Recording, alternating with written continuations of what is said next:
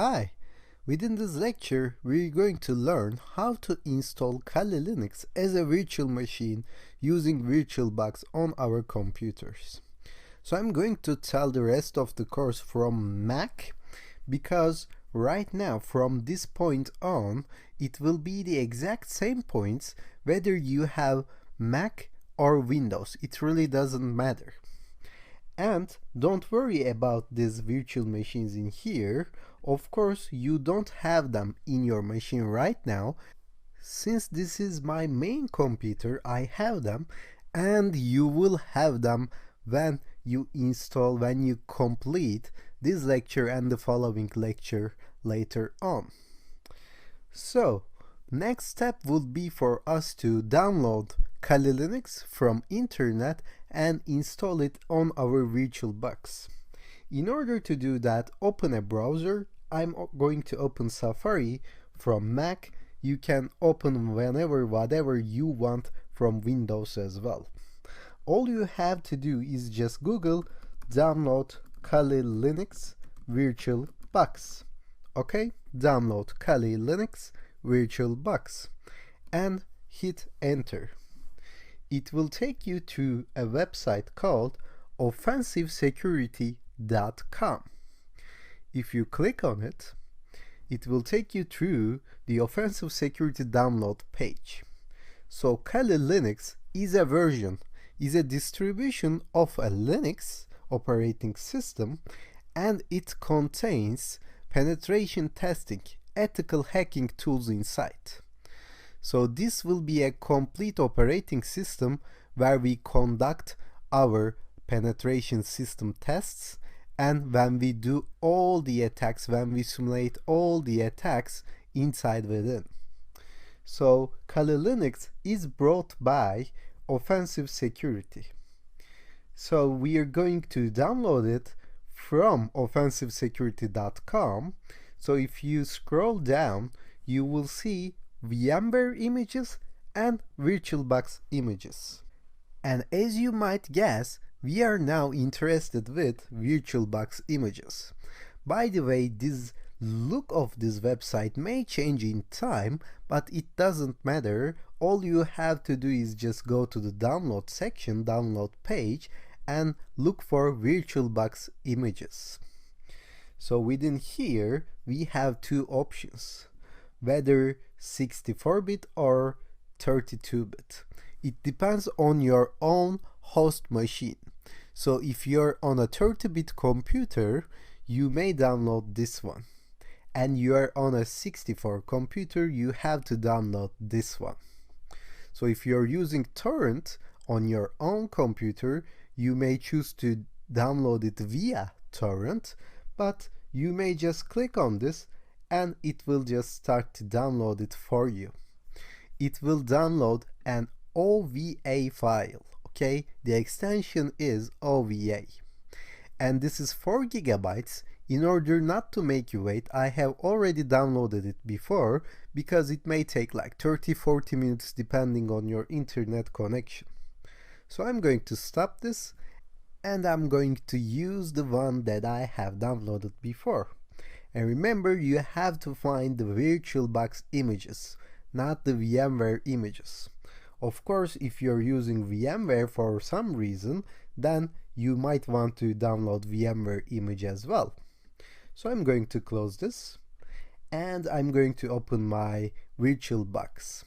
So where I have downloaded mine in downloads folder. So this is the one that I have cancelled. So let me move this to trash, and it is inside my virtual machines folder. So choose a place for your download because you may not want to change this later on. So choose your place carefully, place it under downloads, place it under documents, because if you move them later on, it will be problematic for you because you will have to just do some extra settings in order to make this properly work. Okay, so choose a place right now. And then there are two options to install this.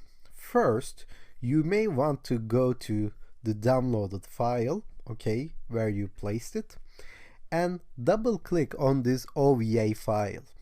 If you double click on this, it will pop open this window for you. But again, sometimes it doesn't pop up. So I'm going to show you how to manually do that, okay? You have to go to your settings. In Windows, you can see it in here saying import. In Mac, you can go to the menu from file and say import appliance. And you can say import appliance from Windows menu as well. So we are trying to import the device that we have downloaded. All we have to do is just select that OVA file from this folder here. So click on this and find the downloaded file, okay, and select it, and then you may say continue. Once you do that, it will give you some default values in here. Don't worry, we can change them later on. So I'm going to say import, and it will try to install and import everything for me. It will take a couple of minutes, so feel free to pause the video and come back after it's done. Once it's installed, it will add it to the list. So this is the one that I have currently installed. Okay, if you click on this, if you go to settings from here, you may access the settings of the virtual machine. Now we are not in the settings, we are not in the preferences of VirtualBox. We are inside the settings of this Kali Linux machine, okay? So let me tell you what we can change. As you can see, we can change the name from here, okay? I'm going to just use this default one, and if it's not Linux and Debian 64-bit, you have to choose it. Of course, if you're in a 32-bit machine, and if you have downloaded the 32-bit image, it will look like 32-bit here and it's okay. But if you're on a 64-bit machine, and if it says 32-bit here, then it won't work. You have to choose Linux from here and Debian 64-bit from here. Now sometimes, even though you're on a 64-bit machine, and even though you have downloaded the 64-bit image, it doesn't show up here, even though you choose the list, okay? It doesn't show up on the drop-down list. And the reason for that, you may need to enable virtualization on your computer. So there is something called virtualization technology, and it enables us to run these virtual machines. So sometimes it comes turned off on your system, and it isn't clear for everyone how to turn on, because in every operating system, in every processor, it has some different instructions. Best way to do that is to just get your operating system and processor name, okay? Suppose that you're on an Intel machine, i7, okay? Then you have to go to Google, like this, and say how to enable virtualization in Windows 10 Intel 7, for instance, i7. If you Google it, you will have so many results, you will have so many tutorials telling you how to enable virtualization. I'm not going to show you how to do that because it may need to go to BIOS settings and you have to turn your computer off and on in order to do that.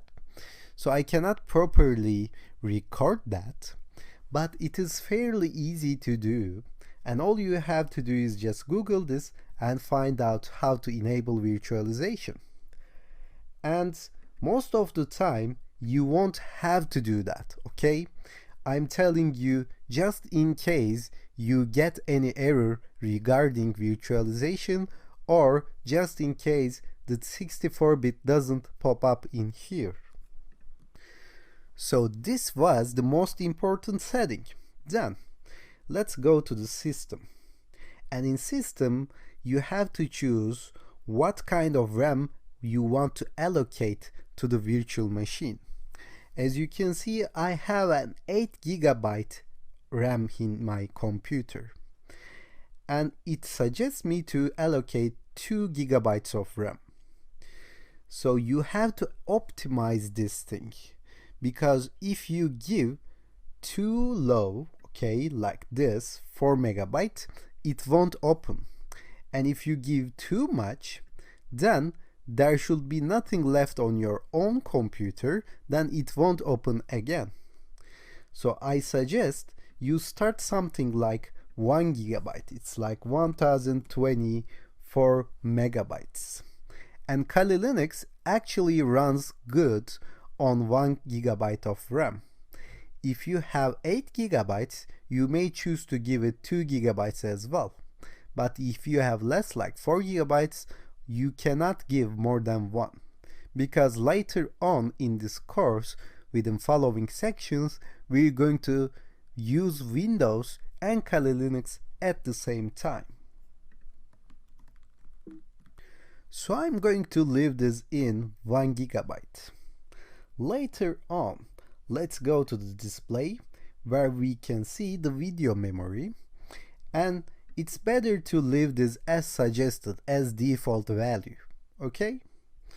If you go to storage, you can see the OVA file that you have imported from here. If you go to network, then here you have to choose the network that you created previously. As you can see now, this is attached to NAT. I have to select NAT network, and from here I have to select that NAT network that I have created before. Later on in this course, we will see the other options like bridge adapter. We will use this bridged adapter when we use USB Wi-Fi cards within our systems. But for right now, I'm going to choose NAT network. From here, you may want to add some USB devices to your Kali Linux machine, and we are going to do that later on in this course as well. When we deal with USB Wi-Fi cards, we're going to use this USB section. But before you go and start the Kali Linux, make sure you select NAT network, make sure you just adjust this RAM, and in here in the system tab, there is also something called processor. In here you may choose how many processors you want to allocate to this virtual machine as well. And Kali Linux runs on one CPU efficiently. Kali Linux is actually a very efficient system. So you can click OK after you do these kinds of settings, and you can go here and say start. It will open a new window for you where it will just run the Kali Linux. You have to wait until it's running here. So you may want to minimize this, or you may want to maximize this window as well. It doesn't matter. I suggest you wait until it's opened, then you maximize. And it will take a couple of minutes, especially if it's the first time you're running this. As you can see now, it asks for a username. So let me make this into a full screen so we can see it better. Once you see that screen in here, you have to give root as username. And before we go on, the password in the next section will be tour, okay? The exact opposite of root.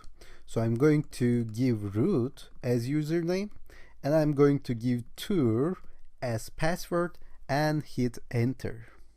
So this will be our default account when we use Kali Linux, and we're going to see how to change the password later on.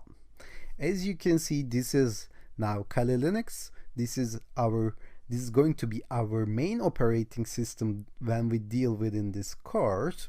And we're going to see how to use this Linux, how to use this Kali Linux in the next section. But for right now, you're okay if you manage to run this Kali Linux. You may want to close it down. All you have to do is just click the closing sign in here, and you can say save the machine state. It means that don't turn off. Whenever I click start, just pop this on. You may want to say power off the machine as well. It will just turn off the machine for you, and you may want to go to your virtual machine and hit start to start it again. So if you come to this point, let's stop here, and within the next lecture we're going to do the same thing for Windows.